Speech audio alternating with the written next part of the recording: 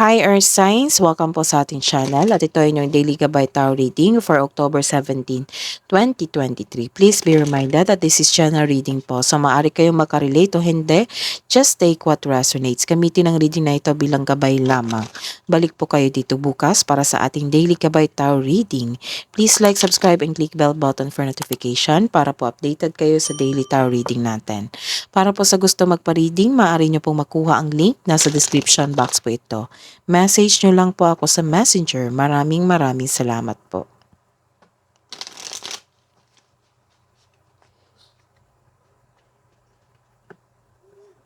Spirit guys, ano po ang ganap today para po kay Taurus, Virgo, and Capricorn ngayong October 17, 2023? Nagkaroon kayo ng travel today or kakapasok nyo lang sa new cycle sa inyong buhay. And you are doing some research. Nagkaroon ng katotohanan din. May nalaman kang katotohanan. And you are giving time to your child, to your pamangkin, to your apo. Nagkaroon ng solid beginnings dito. Solid beginnings and solid beginnings sa inyong buhay. Spirit guys, ano po ang message nyo po sa araw na ito, October 17, 2023, para po kay Taurus, Virgo, and Capricorn, October 17, 2023. So, go with the flow. In the flow, everything is smooth sailing. Journey by moonlight. Believe in miracles. Nakita ko dito na may nag-travel na gabi. Opo, gabi kayo nag-travel. Let's see your energy today, Taurus, Virgo, and Capricorn ngayong October 17, 2023.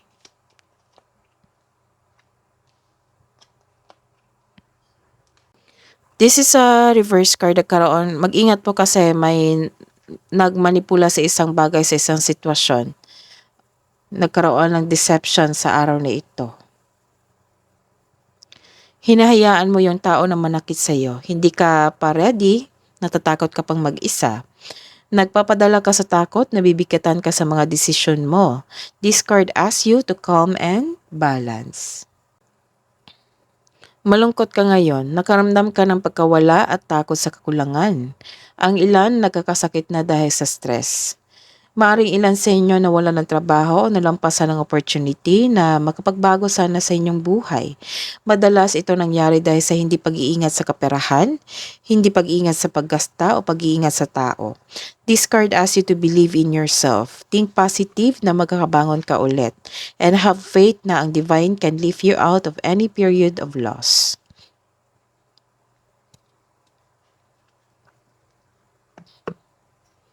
Let's see your career and money. Career and money po ni Taurus, Virgo, and Capricorn ngayong araw na ito, October 17, 2023. Spirit guides.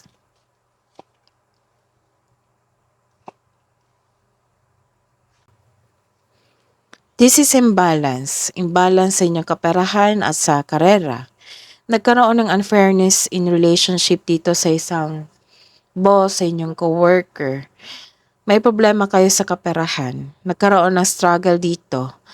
Dahil nag-look back ka sa past mo, the advice is try to look at what you need now in the present. Huwag ka na mag-look back sa inyong past. So, let go and accept and move on. You are guided to find peace. Don't worry. Use your inherent skills to create opportunity. Kung may balak kang mag-start ng business, now it's the time. Now is the time na kung may balak kang mag-business. Know your worth when negotiating for a raise of contract. This is also means a signing of contract.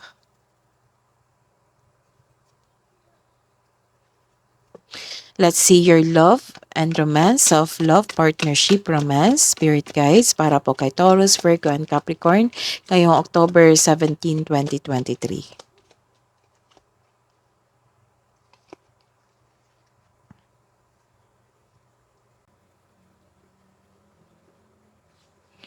Spend time with people who inspires you and motivate you. So you are spending time for your family and children. The advice is spend time with people who inspire and motivate you. May sinasabi rin dito na magkakatagpo ka ng kapareha through friends connection. Para sa mga may relasyon, this card tells you na mas mag-grow ang inyong relasyon, may plano kayo mag-travel o mag-decorate kayo sa inyong bahay. Sa mga single dyan, gusto mo munang makipag-date sa ilang tao bago pumasok sa exclusive relationship. Mas mainam talaga na kilalanin mo muna kung swak ba kayo sa isa't isa. Naiirita ka sa mga tao na tanong ng tanong sa iyo kung kailan kayo magjowa o mag-asawa. Ask yourself kung ano ang hinahanap mo sa isang relasyon upang mawala ang doubts mo. Hidden truth, anong iniisip mo, anong iniisip niya para po kay Taurus, Virgo, and Capricorn ngayon sa October 17, 2023 para po sa mga single. I am not available. So this is the confirmation na some of you mga single ayaw mo munang makipag-date or magkaroon ng exclusive relationship. Gusto nyo munang mag-focus sa inyong sarili. Sa mga may relasyon,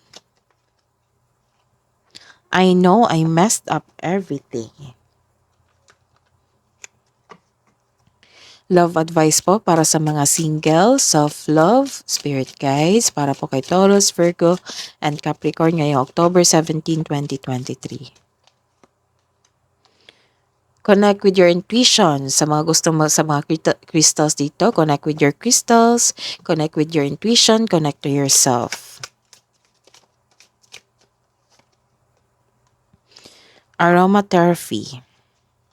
So, some of you mahilig sa mga scented candles dito para ma-relieve yung stress ninyo. Love advice po para sa couple natin na Taurus, Virgo, and Capricorn ngayong October 17, 2023, Spirit Guides. Every relationship has magical moments that can be rekindled. Challenges, nagkaroon kayo ng challenges all through soul. All true soul connections involve challenges that can be overcome together. Kabuang advice niyo po, Spirit Guides, para po kay Taurus, Virgo, and Capricorn sa araw na ito, October 17, 2023. Express yourself through creative activities. Go outside. So, nagkaroon kayo ng adventure dito and this is the clarification na you are going outside. You have been indoors too long. Go outside and get some fresh air.